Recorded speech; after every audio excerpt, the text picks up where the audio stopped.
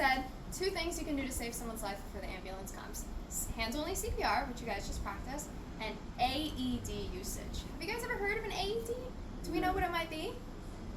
All right, Some defibrillator. Exactly, so let's talk about it. The A in AED stands for automatic, which means this little machine will do everything for you, almost. So there's no way you can mess it up.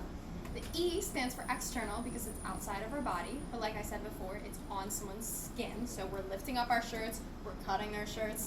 And the D stands for defibrillator, which means to shock someone. And there's electricity in this, and we're going to talk about, again, more common fears as to why people don't use this. And one of the common misconceptions is that you have to be in healthcare to use it. But no, this is for anybody, just like hands-only CPR. 6-year-old brother, 100-year-old great-grandmother. Doesn't matter who you are, anybody can do it. And most public buildings have this. So I'm not sure if you guys have one, probably not, since this is an outdoor space.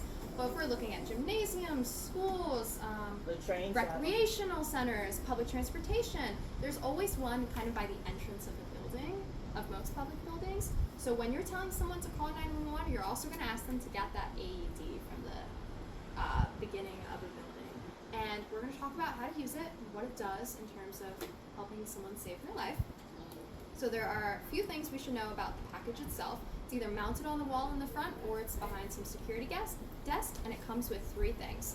One is a device of some variation. It may or may not look like this, but it is some electrical device.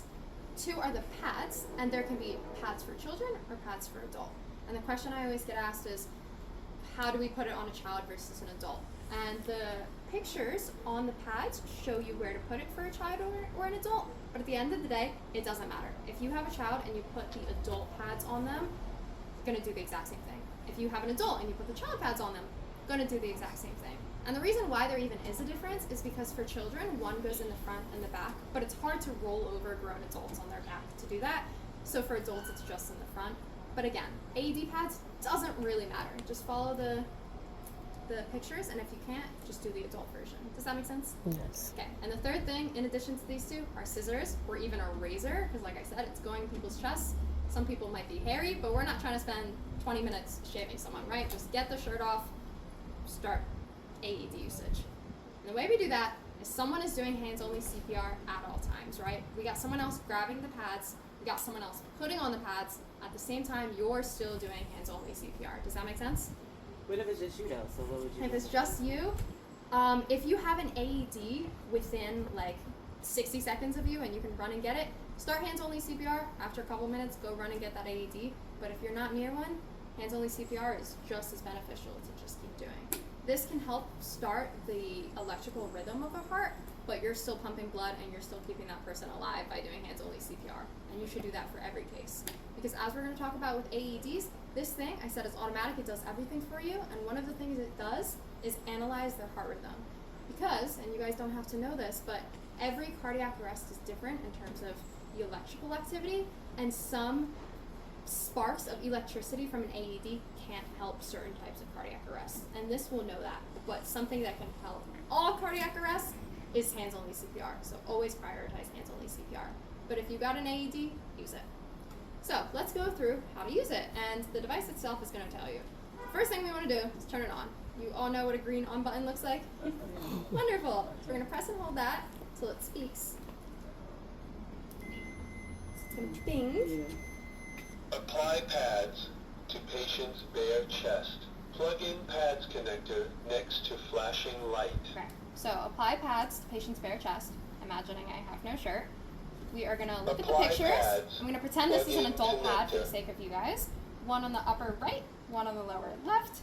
Doesn't matter if you put it here, here, here. There's no wrong answer. As long as it's in the general vicinity of the pads where they show you to, that's fine. And then a singular plug and a singular outlet. You cannot mess it up, I promise. Then you just plug it in and it's going to start talking. Analyzing heart rhythm. Analyzing heart rhythm. Now you stop Do not CPR. touch the patient. Now it tells you to don't touch the patient. So we stop CPR. See what it says. Shock advised. It says I have a rhythm that it can Charging. shock. So it's going to charge. You're still Stay not touching the clear of patient. Deliver shock And then now. whatever Press the orange electric button bolt picture now. it has, It's gonna blink, it's gonna make noise, there's no way you're not gonna know if a shock is advised. And if it is, you're gonna deliver it. Press the shock The electricity delivered. will make their shoulders Begin jump, but you CPR. begin CPR right after. And we're gonna talk about a little bit misconceptions. And you leave the pads on while you're doing CPR. Exactly, you Okay. leave the pads on while doing CPR. So, one So of that's those, what the rescue squad used that? what's up, love? The rescue squad when they, Yeah, if you can use it before they get there, that is perfect. But they have their own defibrillators they use in the hospital that are a little bit different than this, but we leave that to them. most So, people don't have them, so. yeah. Public buildings, they're in most of them, but Yeah, okay. small places like this, yeah, it can be hard to find. I'm going to take them off and turn it off for the sake of it not annoying us, but you leave them on while you're doing CPR. So other common questions. Yes, you leave them on while doing CPR. If it's on a child and it says one in the front, one in the back, you do CPR right on top of it. Biggest concern we get is electricity. One, you're not going to accidentally shock them because it analyzes heart rhythms. It only shocks it if they need it. And again, someone in cardiac arrest, heart's not beating, they're dead. They're not hurting someone who's dead, right? Exactly. Two, you're not going to hurt yourself either. And it's really scary to think about electricity and, oh, when can I touch them? Can I touch them at all? Two things to mention with that. One, if you're staying clear of the patient when it tells you to stay clear, you're not going to get shocked. But even if you accidentally leave a hand on, we have a medical director that comes with me on some of these lessons, and he recounts stories of times he's accidentally wrecked his hand on someone while they've been given AED. He's still alive and standing, never been shocked, it just doesn't happen. You should still stay clear of the patient, but in theory, the shock goes from one pad to the other. So if you're touching their leg or their arms, like it's not coming to you. And even if your hand is right here, they've done studies, don't know how they're ethical, but they've done studies where someone has left their hand while they've shocked an AED, they haven't gotten shocked either. So you're just not going to electrocute yourself in a way that will hurt you or the patient. Does that make sense? Yes.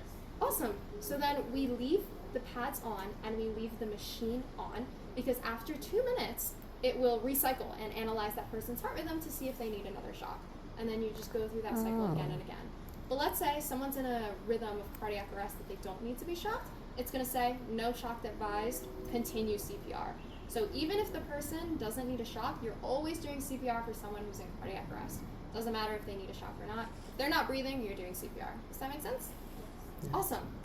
Do we have any questions? Yeah?